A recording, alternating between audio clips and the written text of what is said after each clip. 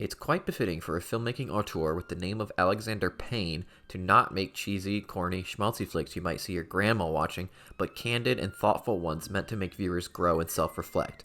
Why is this befitting? Because Payne makes movies about pain. Get it? Because of his name? It's no secret auteurs have, intentionally or otherwise, variations of the same themes echo throughout their oeuvre. And this guy is no different. From his feature-length debut Citizen Ruth to his latest Oscar contender The Holdovers, Alexander Payne has a conscious or subconscious fascination in the way regular people cope and deal with pain and how the responses affect their lives. He does this in a way, however, that isn't sadist, but humanist, meaningful, and often even humorous, blurring the line between comedy and tragedy, which also makes him a realist because that's pretty much how life is. Granted, Payne's first few films are more on the silly, satirical side, but they no less still deal with the theme of pain in their own ways. Let's go! Alexander Payne's first flick, Citizen Ruth, stars Laura Dern as Ruth Stoops, a Nebraskan addict who winds up pregnant. Now, the film is primarily more interested in making fun of fanatics on both sides of the abortion debate, but we can still easily make this about Payne. Ruth is clearly a damaged individual, as any addict is, and the film clearly hints at an abusive and traumatizing childhood, like many addicts have unfortunately experienced, and that likely has much to do with where she is and who she is in the present. The pain she has evidently gone through during her existence is what makes her dependent and needy, distracted and high-strung, immature and puerile, erratic and unstable. With this sort of character, it's no shocker she's impoverished, lonely, lost, and pregnant as well. But regarding the plot and story, she's also suffering from the expectations imposed upon her by everyone around her. The pro-choicers and the pro-lifers, and even the world at large, showing how complete strangers can cause distress to others for a selfish purpose, whether it's for a personal justification, to feel better about themselves, virtue signaling, or for political posturing. Alexander Payne then follows up Citizen Ruth with another satirical-styled flick about Tracy Flick, a Nebraskan high school junior played by Reese Always Witherspoon, campaigning for class president, and the social studies teacher Jim McAllister, played by murderer Matthew Broderick, who tries to thwart her efforts. Again, akin to Citizen Ruth, this isn't necessarily about Payne itself, but by satirizing relentless ambition and political campaigning, Payne can still get us to discuss pain. We could chat all day about how much pain and stress can be experienced and inflicted during any political campaign, ambitious or otherwise, and election presents us with a lot of it. People are blackmailed, manipulated, morally compromised, and overexerted, emotionally and mentally and physically. Jim, believing Tracy doesn't deserve to win the election, goes to great lengths to see that she loses, violating his own moral principles, the same ones he's upset about Tracy violating, and this sets him down a path of painful consequences. What exactly those are, I won't spoil. Okay, whatever. I'll spoil. He loses his job and his marriage. Also, it's important to note, Payne begins here the trope of having characters with ailments, conditions, illnesses, or injuries that symbolize the character's inner turmoil. He starts here with both Tracy Flick and Jim McAllister. Tracy is hit with a baseball, an obvious metaphor of the challenges and obstacles she's painfully fighting against to win the election. And because men, hence the ball. But Jim's bee sting metaphor is a bit more sophisticated. Bees, as we know, symbolize community and order and teamwork, so when Jim is stung by the bee, it's a symbolic reminder that things are no longer in order and represents the sting of guilt and karma-like repercussions of his unethical actions, also reflecting his inner hurt because of these choices. This is when we start to get the Alexander Payne as we know him. Gone is the satire, but some comedy, a more realistic kind, remains. In his third feature, About Schmid, Jack Nicholson plays the titular role, an aging Nebraskan recent retiree and widow who sponsors a child in Africa, hoping it will fill his existential vacuum. Life with a dead wife, that's painful enough. Grief, that's rough. Tack on feelings of guilt, inadequacy, and second-guessing if the marriage was even a fulfilling marriage, and you got a man with a lot of emotional pain. Plus, on top of his marital regrets, he has professional regrets and parental regrets too. The dude has lots of baggage, and because of this baggage, he feels completely empty and wonders if sponsoring this child and traveling around the country will fill the void. Because he doesn't always have the right responses, and because of the painful past, Schmidt still ends up old and alone in his motorhome. His existential vacuum remains vacant. I just read this past year Viktor Frankl's Man's Search for Meaning, which discusses existential vacuums. People who find meaning and purpose in their lives, no matter how bleak, are more likely to overcome their circumstances and situations. And when they can't, or don't, or won't find meaning and purpose in their lives, all sorts of psychological, in some cases physical, issues can manifest themselves. Addiction, anxiety, apathy, depression, things of that nature. Authors/philosophers Albert Camus and Jean-Paul Sartre, is that how you say it? Are pretty well known for talking about these sorts of things. You can talk to them about. Let's not forget that pain, just like an election, uses the physical to illuminate the emotional and psychological. This emotional and psychological pain Schmidt is feeling is amplified and elevated and symbolized by his health issues. He's got high blood pressure, prostate problems, and all the other general aging conditions we develop as we get older, like back problems, fatigue, joint and muscle pain, etc. Ultimately, About Schmidt is about the pain of the existential vacuum, of someone who hasn't identified the meaning and purpose in his life. So, everyone, go and find that. And hopefully it's Jesus. Alexander Payne's most successful of his films up until this point is clearly Sideways. It went on to be nominated for 5 Oscars, winning 1 for Best Adapted Screenplay. A story of 2 buddies on a road trip is jam-packed with pain-related thematic exploration. One of the 2 characters, Miles Raymond, is a middle-aged, depressed, struggling writer who teaches middle school English. His depression is fueled by failed dreams and a failed marriage, and a sense of inadequacy, seeing as he thought he might be this successful author, but has yet to publish anything. The second of these 2 characters is Jack Cole. He's in a similar boat. He's middle-aged, has been a washed-up actor who has lots of commitment issues. He's stuck doing voice acting and toying with the idea of real estate. Despite being engaged, he tries and succeeds in hooking up with other women on this road trip, but is repeatedly, and sometimes literally, hit in the face by the consequences of his own actions. Through Miles, we see internal pain through not reaching expectations and hopes for his life, including career and marriage. Through Jack, we see external pain through his lack of commitment and responsibility and how that affects not only him, but those around him, showing the brittleness of trust and the fleeting nature of happiness and how that hurts people. Or how it can hurt people. The most interesting aspect of Sideways, I think, is the setting. Miles and Jack go through the Santa Barbara wine county, or country? Is it county or country? Tasting all sorts of wines throughout their little adventure. Miles is the wine aficionado, while Jack is there just for the ride, but this isn't just wine propaganda. There's thoughtful intent here.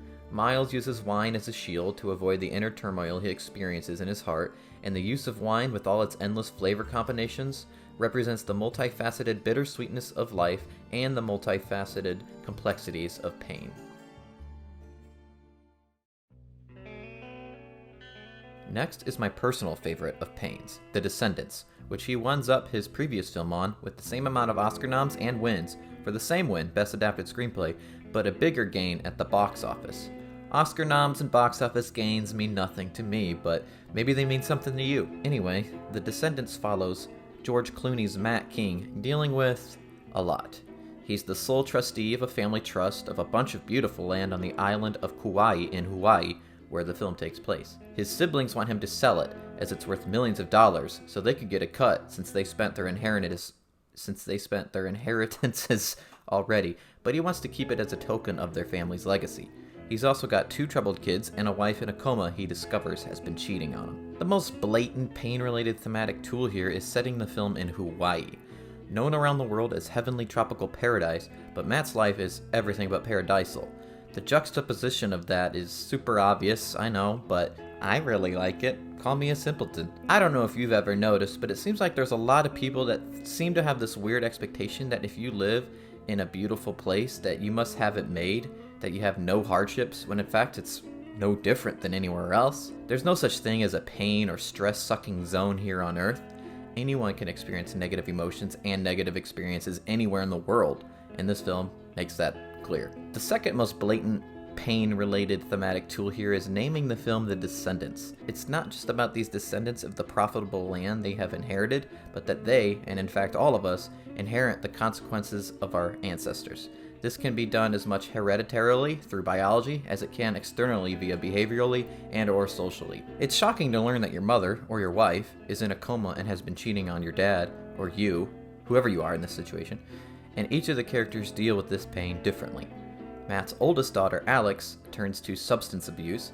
His youngest daughter, Scotty, bullies other kids at school, and he deals with it by taking on additional responsibilities and going on for runs. They each bottle their emotions until they erupt and, fortunately, connect. The most important thing the Descendants gets out, the most important message here, is how painful but cathartic and beautiful forgiveness is. After 2 films, we're back to Nebraska. As you noticed, Alexander Payne's first 3 films were set in Nebraska or had characters from Nebraska. This one actually starts in Montana and follows a father and son road tripping to Nebraska. The father, Woody Grant, played by Bruce Dern, You look at me when I'm talking to you, son! believes he won $1 million in sweepstakes and has to go to Nebraska to pick it up. The son, David, played by Will Forte, knows it's a scam his father has been suckered into. Shenanigans ensue. First of all, Payne takes his pain obsession to a wider spread. Before, this obsession was focused into individuals, and this does too, no doubt, but it adds the notion of collective pain. Not only are the Grants pretty poor, where they live is poor, and the towns David and Woody drive through are poor too. But of course, in true Alexander Payne fashion, these poor towns mirror the psyches and situations of his characters. These places have been declining for years for their particular reasons and due to the 2008 financial crisis, and have become desolate and dreary, much like the Grant family. Woody is a selfish alcoholic who admits he didn't want to get married and didn't want to have kids, which, unsurprisingly, didn't make him the best father or husband.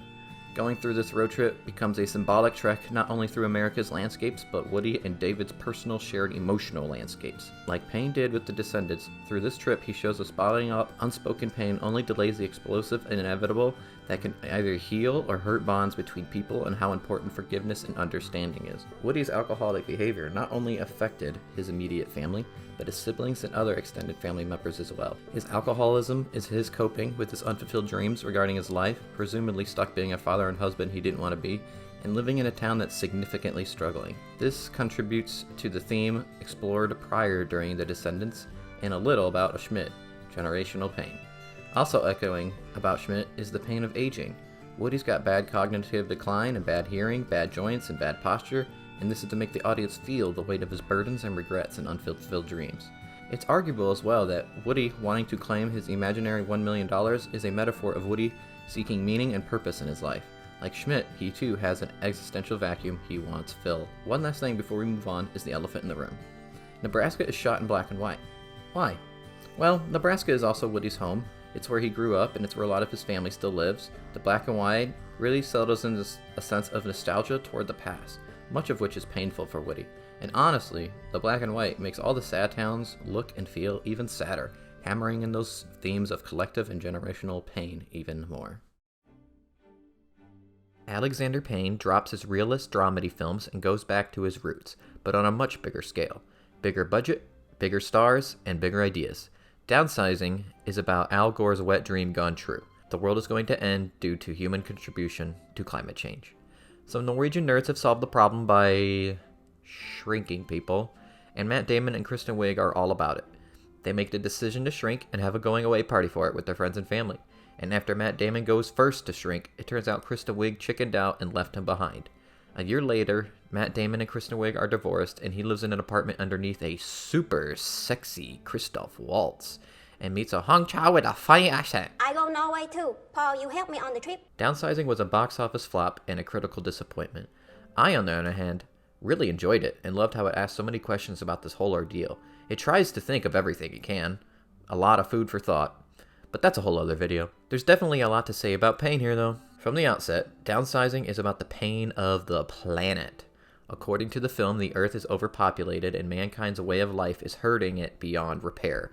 The positive feedback loop of Antarctic methane emissions is going to make humanity extinct a lot sooner than anticipated, and this downsizing process came too late to avoid or even postpone it. The downsizing process thus becomes a metaphor of man's attempts to not take responsibility for the pain they've caused the planet. But the planet's pain is not the only pain explored throughout the film. The downsizing process is also a metaphor of man's attempts to flee the pain of their regular-sized lives. As it turns out, life as a downsized individual ends up not being very different from regular-sized life. There still ends up being discrimination, exploitation, persecution, poverty, and etc. This is kind of the whole point of Hong Chau's character. She's a reminder of collective pain, as well as individual pain too, and so is Matt Damon. He's been left behind by his wife and forced to sign divorce papers, and because of this, he's depressed. making him easily agitated, awkward, disillusioned, and so forth. Making me small, but pain's too big. This is all sort of what the Descendants reminded us of. There will be pain anywhere we go, whether it be a tropical paradise like Hawaii or an imaginary wannabe utopia like Downsizing. Matt Damon's character Paul seems to be aware of his existential vacuum and is actively looking to fill it wherever he goes the best way he can, i.e. finding true love and serving a community. And that's a huge part of the story. Speaking of utopia, the word itself means no place or nowhere. Sir Thomas More, an author and judge and lawyer and philosopher and statesman from England, published a book in 1516 called Utopia, about a fictional island society striving to create the perfect place of perfect political and perfect social systems. Its title is a play on the Greek language, in which O-U, means no or not, and topos, T-O-P-O-S, means place. The point of naming the book this is to get across that such an idealistic mission is actually impossible to achieve, especially without pain. Downsizing echoes this notion, and that relates to the theme of pain because a lot of pain takes place when we try to achieve something that's impossible, especially a perfect society.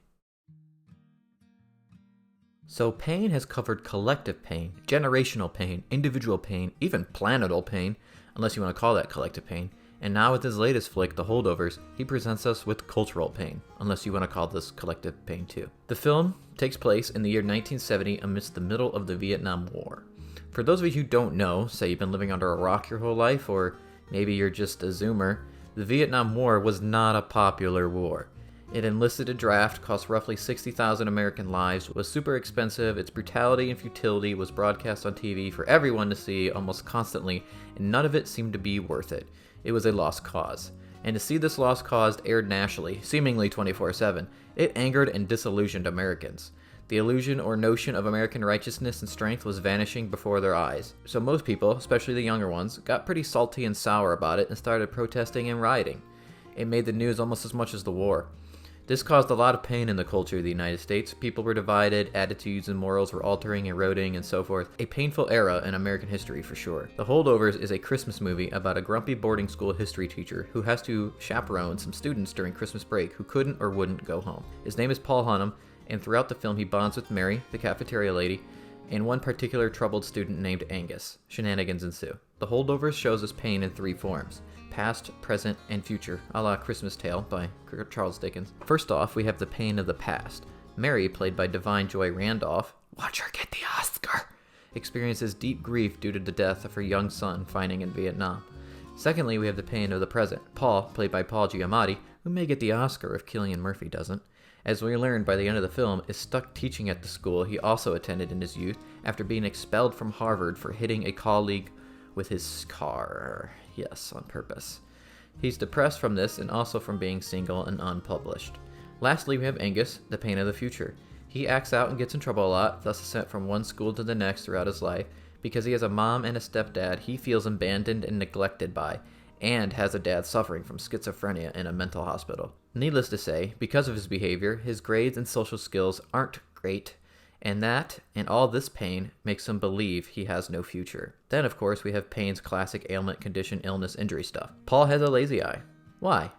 Paul's lazy eye is a metaphor of his problem seeing eye to eye with people, especially his students, especially Angus, who at one point asks which eye he should look at, and before the film's end, Paul tells him which one, thus revealing Paul has finally learned how to, figuratively, see someone eye to eye.